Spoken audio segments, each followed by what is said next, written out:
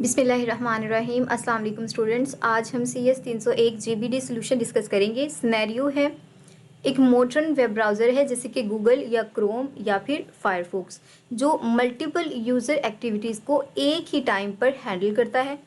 When a user browse the internet, जब कोई भी यूज़र ब्राउज करता है इंटरनेट को, each visited page is store to the user can navigate back and forward between previous open page. तो जिस तरह से आपने देखा है ना, आप LMS ओपन करते हैं, फिर आप अपनी कोर्स कैलेंडर को ओपन करते हैं, फिर टू डू कैलेंडर पर जाते हैं, फिर आप अपना क्विज़ ओपन करते हैं अगर आपने अटैम्प्ट करना है, फिर आप उसको अटैम्प्ट करते हैं। तो इसी दौरान आपने 5 से 7 पेज ओपन कर लिए। तो यहाँ पर ये कहा गया है कि वो ओपन करता है तो ब्राउज़र को कुछ इस तरह से मैनेज किया जाए कि अगर वो बैक या फिर फॉरवर्ड का बटन क्लिक करे तो वो इजीली पिछले डेटा को स्टोर कर सके। जैसे आप बैक करते हैं तो आप पिछले पेजेस पर आ जाते हैं। इसी तरह अगर आप नेक्स्ट का बटन मूव करते हैं तो आप नेक्स्ट पर चले जाते हैं। तो at the same time multiple page request, एक ही टाइम पर मल्टीपल पेज रिक्वेस्ट को हैंडल कर सकता हो, जैसे loading images, script or opening new tabs, बार बार आप न्यू टैब्स को भी ओपन कर सकते हो। Or send to the server and must be processed in an organised manner, तो ऑर्गेनाइज्ड मैनर में होना चाहिए। अगर आपने टैब 1 में LMS ओपन किया है तो एग्जैक्टली टैब 1 में वही ओपन होना चाहिए, चाहे वो लोडिंग ले। और इसी तरह अगर नेक्स्ट में आपने कोई इमेज की है या PDF किया है, वही होना चाहिए। एंड अप टू सोन, यानी कि एक सीक्वेंस को फॉलो करना चाहिए।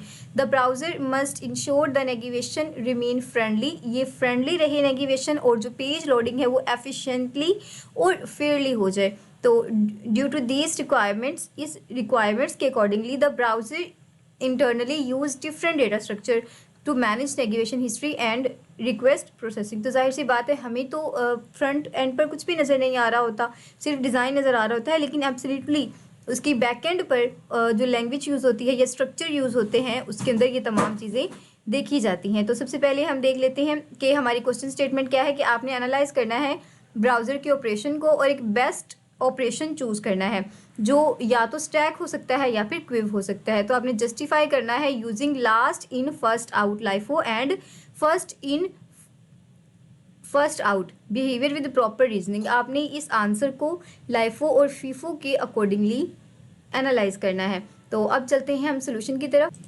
अब स्टूडेंट्स, ये जो आपकी GBDs आती हैं, असाइनमेंट्स आती हैं और क्विज़, तो इससे आपका 50 to 45% पेपर सॉल्व हो जाता है। तो अगर आप इसको समझें, इसके क्वेश्चन को समझें, इसके आंसर को समझें, तो सिर्फ आप अपनी LMS की एक्टिविटीज़ को करके अपने पेपर को पास कर सकते हैं। ये वाली बात आपको बहुत कम लोग बताते हैं, लेकिन ऐसा ही होता है। आपके LMS पर आपको वही चीज़ें दी जाती हैं जो आपके एग्ज़ाम में पूछी जाएंगी, बिकॉज आपकी प्रिपरेशन करवाई जा रही होती है। असाइनमेंट के थ्रू, आपकी GBDs के थ्रू और आपके क्विजेस के थ्रू आपको इंपॉर्टेंट टॉपिक्स बता दिए जाते हैं। तो सबसे पहले हम देख लेते हैं कि अगर हमने नेविगेट करना है हिस्ट्री को, तो हमारे लिए कौन सा ऑपरेशन बेटर है, स्ट्रक्चर बेहतर है। तो हमारे पास stack is the way to think about this. हम जब भी बात करते हैं फॉरवर्ड ऑपरेशंस की या बैकवर्ड ऑपरेशंस की, तो हमारे पास स्टैक बेस्ट होता है, यानी कि लास्ट इन फर्स्ट आउट। जो हमारा स्टैक होता है वो इसी तरह से वर्क करता है जैसे हमने वो प्लेट्स का स्टैक पढ़ा था।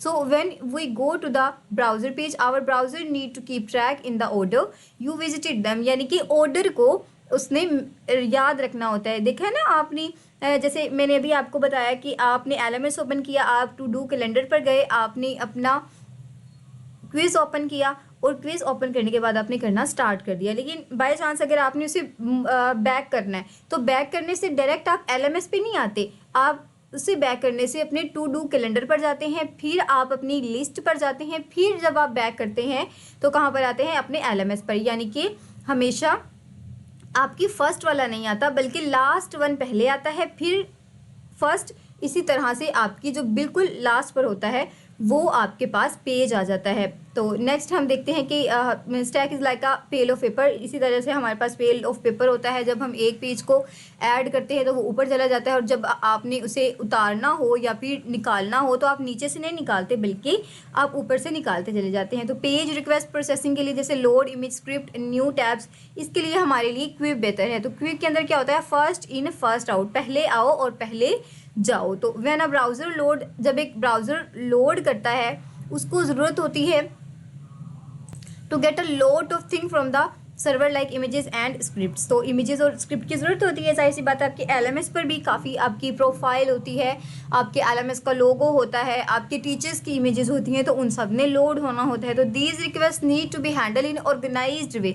वो तमाम रिक्वेस्ट ने ऑर्गेनाइज्ड वे में आना होता है। तो क्विव हमारे पास बिल्कुल एक लाइन ऑफ पीपल की तरह होती है कि लोग एक लाइन में लगकर वेट कर रहे हैं। First person in a line get first. जो पहला बंदा होता है उसे पहले हेल्प मिल जाती है। इसी तरह जो लास्ट पर होता है उसे लास्ट में मिलती है। So if the browser ask for an image before it ask for script it should get the image first. तो जब वो पहली किसी भी इमेज के लिए रिक्वेस्ट करेगा तो उसे वो पहले मिलेगी।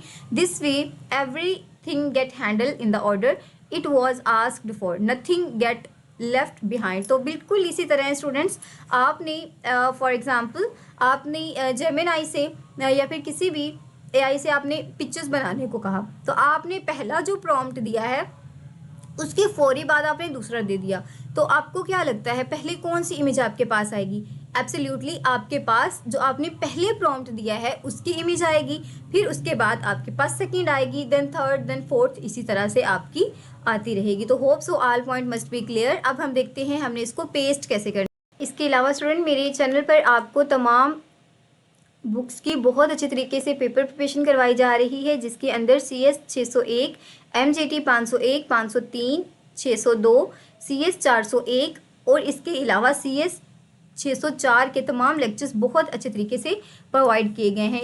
इसके साथ साथ स्टूडेंट मेरे चैनल पर आपको mid term and final term preparation करवाई जाती है स्पेशलाइज्ड पोर्टल बनाकर, जहां पर आके आप प्रैक्टिस कर सकते हैं। डिफरेंट MCQs व्यू के एल्गोरिदम के अकॉर्डिंगली उनको आप सॉल्व कर सकते हैं। शॉर्ट क्वेश्चन करवाए जाते हैं और तमाम इंपॉर्टेंट कंसेप्ट्स। तो आपने मेरे चैनल को विजिट ज़रूर करना है।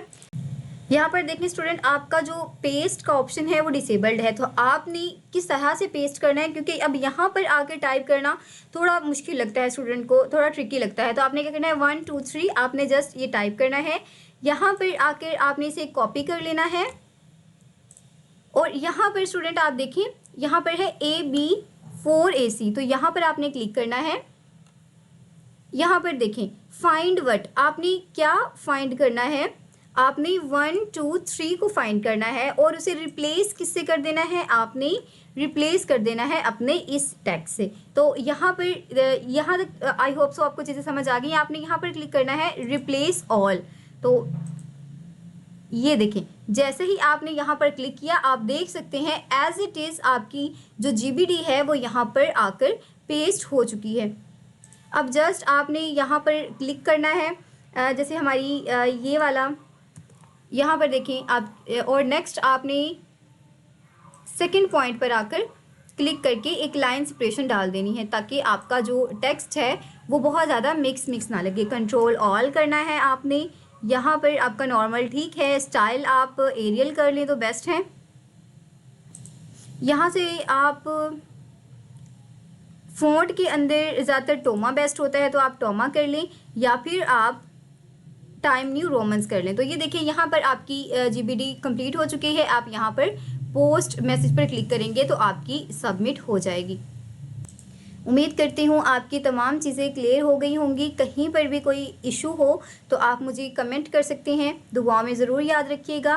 वीडियो अच्छी लगी हो तो लाइक ज़रूर करें। फ़ी अमान।